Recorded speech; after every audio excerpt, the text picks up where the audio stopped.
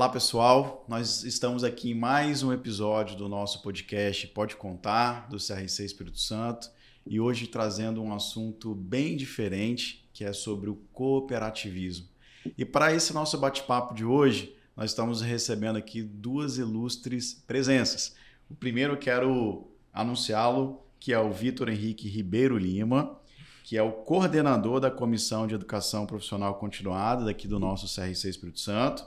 Ele também é assessor contábil tributário no sistema OCB Espírito Santo. Seja muito bem-vindo, tá, Vitor? É um prazer e uma satisfação recebê-lo aqui em nosso Pode Contar do CRC Espírito Santo.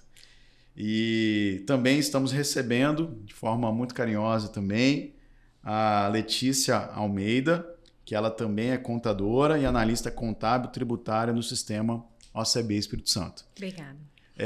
Mais uma vez, é um prazer estar recebendo vocês. Agora, eu acho que vale a pena nosso bate-papo ser iniciado comentando sobre o que é o OCB, como é que está o cooperativismo no Estado do Espírito Santo, como é que a gente deixa essa informação bem alinhada e possa entender o que é efetivamente essa cooperativa no mercado capixaba. Obrigada. Quem quer começar? Eu começo. Vamos com você então, Letícia. Então, a OCB Espírito Santo é responsável por representar o cooperativismo, né? Ela representa o cooperativismo no Brasil e ela tem o interesse de defender e promover um ambiente favorável para o fortalecimento do desenvolvimento nas terras capixabas, aqui nós, né, da OCB Espírito Santo. O sistema OCB ele é composto por 3 casas, que é a OCB, o Sescope e o FECOP Sulene, é isso? É um modelo de negócio pautado pelo empreendedorismo e pela participação democrática, para unir pessoas e compartilhar resultados. Essa é a proposta do nosso movimento, né, Vitor? Exatamente. O sistema OCB ele vem para apoiar e desenvolver e contribuir com o desenvolvimento das cooperativas capixabas.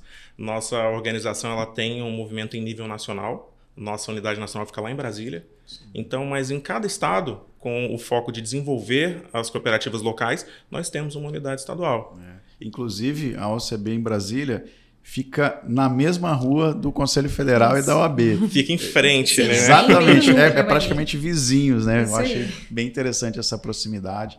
Mas a questão da OCB aqui no Espírito Santo, porque quando a gente fala de cooperativa, vem à mente, em um primeiro momento, apenas aquelas cooperativas na modalidade financeira, né? Uhum. Que seriam aqueles bancos. Mas, afinal de contas, o que vem complementando esse tipo de atuação da OCB? O que é o cooperativismo em outros vieses, além da parte financeira? Excelente pergunta, presidente. O cooperativismo ele pode desenvolver qualquer tipo e gênero de atividade. Aqui no estado nós temos desde cooperativas de transporte, em que os cooperados são os motoristas, os proprietários dos veículos, até cooperativas de agricultura familiar. Ou seja, aquelas pequenas famílias que têm uma propriedade pequena, produzem leite, hortifruti grangeiros, entre outros temas, entre outros aspectos. Inclusive, quando a gente fala em cooperativas agropecuárias hoje, as nossas maiores cooperativas que trabalham com leites, com laticínios e derivados, elas têm a sua captação principalmente em cooperativas da agricultura familiar. Olha só, que interessante. Então, a partir daí, a gente tem uma série de outros nichos que, por exemplo, às vezes também pode não aparecer, mas nós temos a Unimed. Isso. A Unimed Vitória, muito grande, que é uma cooperativa. É uma cooperativa de médicos e para a consecução da sua atividade, para gerar trabalho para os médicos, ela também atua como uma operadora de planos de saúde.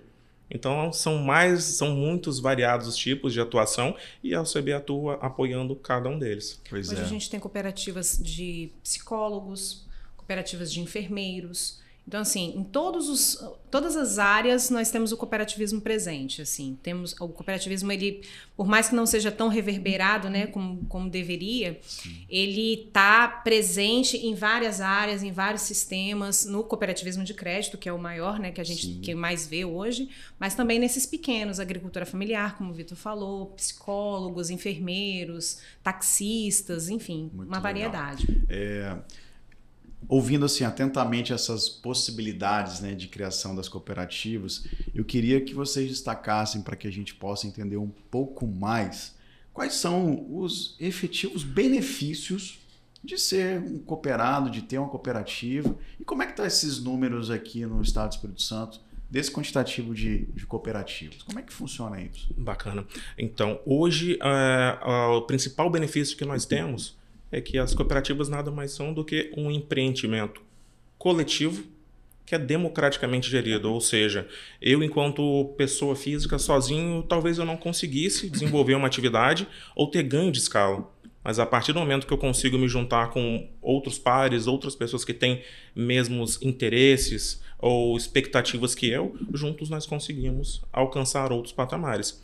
Um grande exemplo disso, posso estar cooperativas que trabalham com a cultura do café. Sim. Um pequeno produtor, ele não tem saca o suficiente para que ele possa viabilizar um bom preço para comercializar o seu produto. Mas juntando vários produtores e todos eles entregando o seu produto, eles conseguem sim um preço melhor, agregar valor, e dentro dessa instituição todos eles têm direito à voz e voto. Isso é muito legal, porque a união de forças para um objetivo em comum, ele acaba trazendo então esse tipo de vantagens, seja do ponto de vista econômico, porque quando a gente consegue trazer essa competitividade de uma forma bem objetiva, com a união, você se torna diferenciado no mercado, inclusive facilita muitas outras atividades que muitas das vezes, quando eu faço de forma individualizada, fica muito difícil. Nesse mesmo exemplo que você está trazendo do café, imagine vocês, aquele pequeno produtor querendo exportar o seu produto. Né? De forma individualizada, seria muito mais difícil, né? Sim. Mas quando começa a unir forças, eu acho que dividindo o custo, dividindo as tarefas, as responsabilidades, essa força ela acaba aumentando. É mais ou menos aí? Isso. Inclusive, a maior exportadora de café Conilon é uma cooperativa, né? É a Natercoop. E ela é a maior exportadora de café Conilon aqui do estado. Então, assim, sozinho, como a gente falou, talvez eles não conseguiriam, né, fazer essa exportação, essa venda de larga escala, mas se juntando, através dessa questão do cooperativismo, juntando as sacas, juntando tudo, eles conseguem fazer essa exportação e fazer essa venda muito bacana. Muito legal. E quando a gente começa a pensar sobre esse início, né, de atividade, de querer ou constituir uma cooperativa, ou até mesmo de poder se vincular, qual é o primeiro passo? O que eu tenho que fazer ou o que a OCB nos auxilia para esse tipo de iniciativa?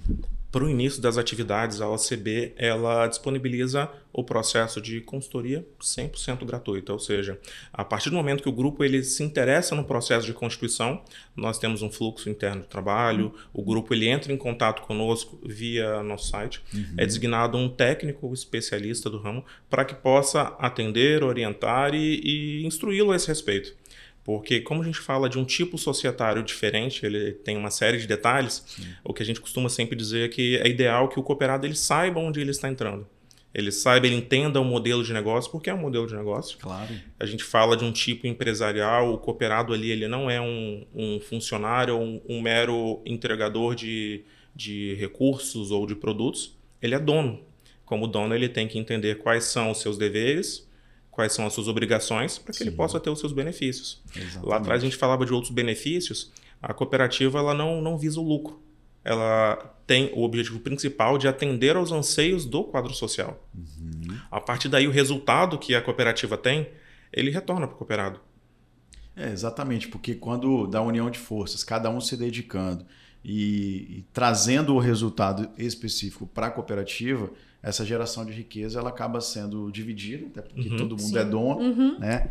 E isso tem provavelmente um resultado melhor nessa união de forças. Exatamente. A gente não pensa da forma individualizada. Isso. Né? Agora, para que eu possa constituir essa cooperativa ou se vincular, exige uma formação específica, um grau de educação específico? Como é que está sendo feito esse tipo de gerenciamento para essa constituição? Tem que ter alguma formação específica para isso ou não? Depende. Depende do tipo de atividade que vai ser desenvolvida. Se eu for falar de uma atividade que é regulada, a princípio, uma cooperativa de médicos, eu preciso minimamente ser médico e ter as condições de ingressar naquele quadro social. Ou seja, então é necessário fazer uma avaliação criteriosa Exato. da atividade que vai ser exercida para que essa vinculação ela acabe acontecendo. Exatamente, né, Letícia? Para esse caso, sim. E também para algumas cooperativas que, por exemplo, no ramo da cafeicultura, já não há necessidade de ter um grau de escolaridade, né? Aí são pessoas que se reúnem, são 20 pessoas no mínimo, né, Vitor? E elas se reúnem e constituem a cooperativa com a ajuda da OCB, a gente faz todo esse trabalho inicial. Ótimo, muito legal. A OCB, então, é uma mentora, vamos dizer assim. Exatamente. Sob a liderança do nosso presidente, Dr. Pedro, nosso diretor, Carlos André, a gente atua nesse sentido para levar informação e formação. Porque a partir daí a gente acredita que a gente está incentivando e desenvolvendo as cooperativas e seu quadro de dirigentes, colaboradores e cooperados, para que eles possam desenvolver a cooperativa e assim o mercado, a sociedade como um todo. Muito legal. É importante a gente deixar claro essas atribuições que a OCB pode permitir, né, com que as pessoas se habilitem a criar as suas cooperativas, porque quando a gente inicia qualquer tipo de atividade que não se tem a base ou respaldo legal, muitas das vezes está fadado ao insucesso. Exato. Então, o início de uma organização bem pautada, orientada, para saber quais são os caminhos a serem seguidos, eu acho que esse é o ponto principal que a gente precisa de aprofundar quando da Constituição. É por aí mesmo? É por aí. Começando com uma base sólida, a chance de sucesso ela é muito grande. E até um dos pontos que o nosso diretor Carlos André sempre destaca, que a parte contábil é um dos principais gargalos. Então, tendo um bom profissional contábil, que ele conheça do modelo, porque é um modelo diferente. Sim. Ele pode instruir a cooperativa e ser mais um ponto de apoio para o sucesso dela. Então você já me destacou um ponto aí que merece uma atenção especial. Porque se eu estou me vinculando na minha atribuição na contabilidade, agora puxando aqui a sardinha para a nossa profissão, o ramo da cooperativa talvez possa ser uma especialidade específica que o contador pode atuar, é um ramo diferenciado para uma qualificação e ter o resultado eminente ali do que a gente precisa? Sim, é um ramo muito bom, inclusive. Aqui no Espírito Santo nós temos poucos contadores que são habilitados e que estudam a fundo o cooperativismo e realmente é um ramo bom. O cooperativismo ele é grande aqui no estado. Tem um faturamento, no último anuário agora, nós tivemos um faturamento de 14,8 bilhões de reais. Então, assim, por mais que é um ramo que precisa de ser propagado, precisa ser divulgado, e é um ramo que o contador ele vai conseguir, se especializando, trabalhando, ele vai conseguir um retorno muito bom, muito bacana. Porque todo um ramo peculiar de atividade, né? A gente sabe que o ramo da perícia é um ramo específico, da auditoria é outro. Agora, da cooperativa também, aquela contabilidade qualificada, porque hoje a gente vê muitos escritórios de contabilidade ali na área generalista, né, atendendo comércio, indústria, e a especialização em atendimento a cooperativas também pode ser um ótimo mercado. Sim, e assim, realmente precisa ser estudado, porque nós temos, né, a nossa diferenciação no cooperativismo, que nós temos as segregações dos atos, então o que é ato cooperativo e o que é ato não cooperativo.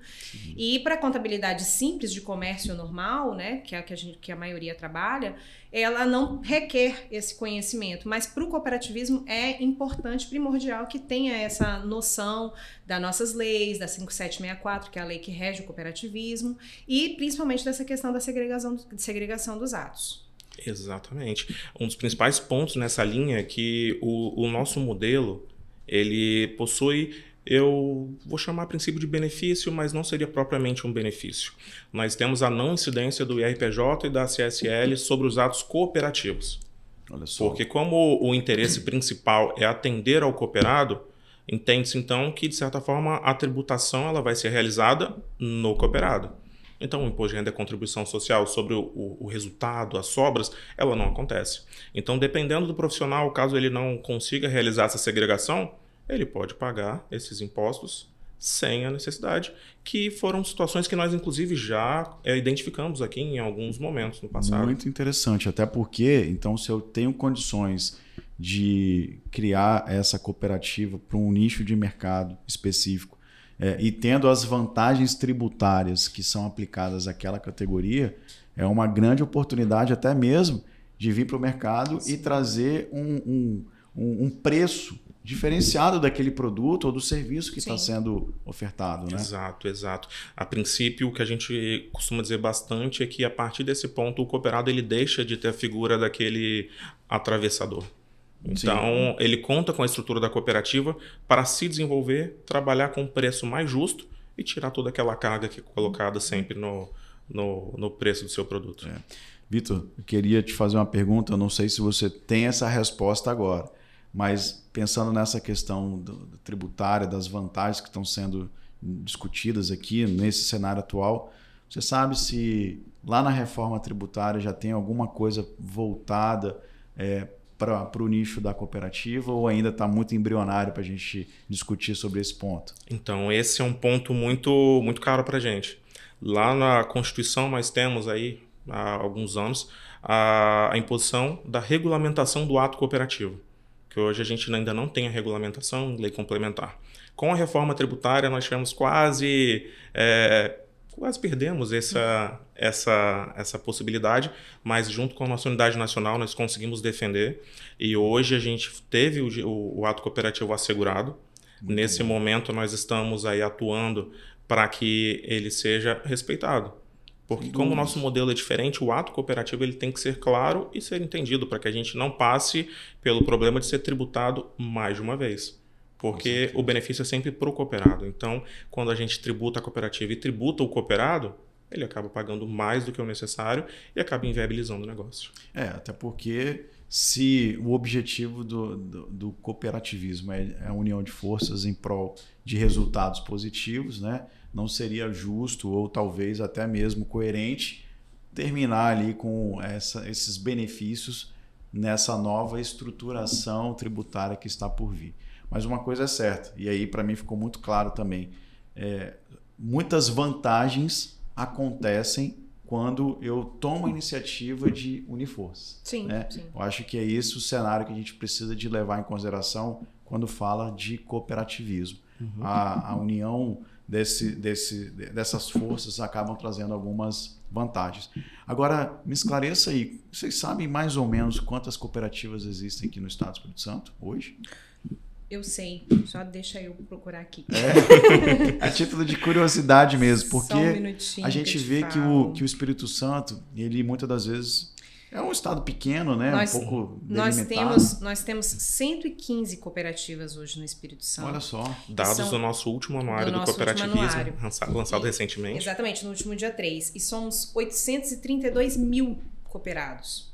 E também temos 11.000,5 de funcionários, né, empregados. Nós empregamos 11,5 mil pessoas aqui, só na área das cooperativas. De forma direta. De forma direta. De forma indireta, esse número pode ser ainda maior. Muito Sem maior. dúvidas. São números muito relevantes, pensando na equiparação do PIB estadual, da população do estado também. Inclusive, a equivalência do cooperativismo no PIB cresceu no último ano 16%. Olha isso. Ela atingiu 6,4% do PIB nominal no Espírito Santo. Então, assim, realmente o cooperativismo ele tem ele é pujante, né, Vitor? A gente fala que a gente é insistente nesse modelo justamente porque ele é um modelo que ele traz benefícios, ele traz renda, ele ajuda as pessoas que estão, né, principalmente a agricultura familiar, essas pessoas que estão assim, elas conseguem se unir para unir forças, que é o que o cooperativismo gera, e também trazer retorno para a sociedade. Um outro dado interessante é que desses 6,4%, até com base num estudo realizado pela Futura, o nosso PIB agregado ele chega a 10,9%. Quando eu falo de PIB agregado, ele envolve não só o faturamento das cooperativas, mas aqueles das instituições indiretamente relacionadas. Então a participação ela aumenta e ano a ano esse valor vem crescendo. Muito o cooperativismo interessante. ele atua como um catalisador, né, contribuindo com esses 10,9% na economia do Estado, né, no PIB do Estado. Sem dúvida. Um outro aspecto interessante é que se a gente observar, e aí falando um pouco mais do cooperativismo de crédito, nos últimos anos as instituições tradicionais elas têm fechado agências.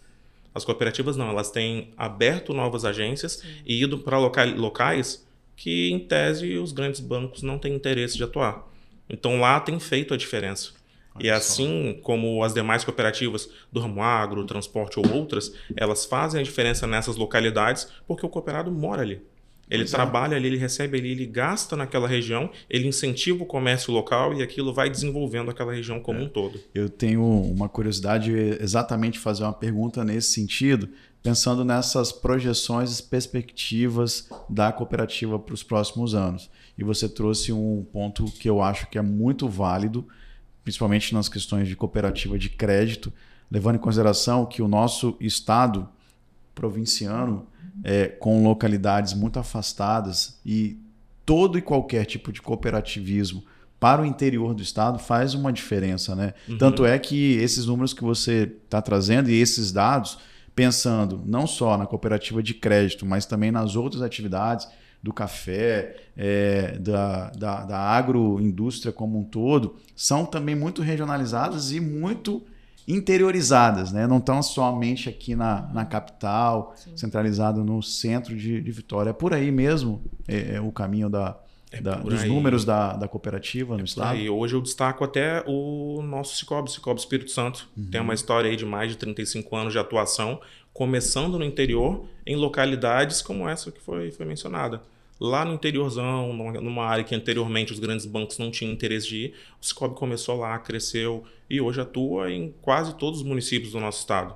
E junto com ele nós temos outras instituições, temos o Sicredi chegando, outras cooperativas que vão atuando de forma grandiosa para desenvolver o interior e também aqui a nossa capital. E a gente também acaba acompanhando, né, de que dependendo da característica daquela cooperativa, ela acaba sendo também referências naquela localidade. Sim. Um grande polo de geração de empregos, sim, de fomento da própria economia. Eu me recordo aqui de laticínios e outras categorias interiorizadas que a região acaba dependendo muito até daquela cooperativa, né? Sim. Hoje nós temos a Celita, por exemplo, com 85 anos ela fez ontem, né? Essa semana está sendo a semana de aniversário da Celita. Sim. Nossa cooperativa mais antiga em funcionamento. Né? Olha isso. E a Celita é conhecida no estado todo, né? E ela tem essa questão da geração de emprego, ela é muito importante na região dela para essa questão do empreendedorismo ali, né, local, vai gerando, através dela vai gerando outras empresas, outras pessoas vão agregando e tudo mais. É muito boa, muito bacana. Uhum. Muito legal.